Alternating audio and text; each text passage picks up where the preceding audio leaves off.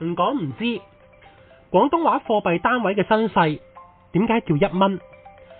如果你喺香港買嘢，店員會話10蚊，你一定聽得明。因為你有冇諗過，點解明明貨幣嘅單位係元 dollar， 但係會叫做蚊嘅呢？呢一個係一個跨越數百年嘅語言演變過程，甚至同中國古代嘅錢幣形制係有關。蚊係一種古代嘅寫法，亦都係借代嘅變音。喺古代，為咗方便攜帶大量嘅銅錢，人會將銅錢串起嚟，1000枚為一串，而呢一串嘅錢就叫1蚊。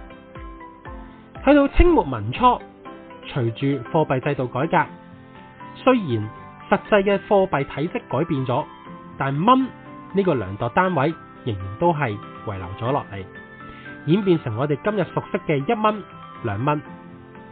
而家我哋會唔會仲叫蚊呢？一定會㗎，10蚊啦，唔該。